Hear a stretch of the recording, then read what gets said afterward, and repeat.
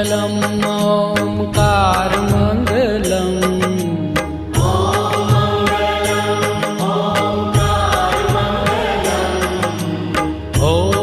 मङ्गलम् ओङ्कारमङ्गलम्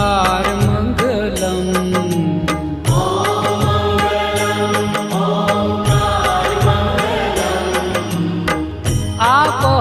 अखण्डमण्डलाकारमङ्गलम् आपो अखण्डमण्डलाकारमङ्गलम् सौराष्ट्र श्री सोमनाथ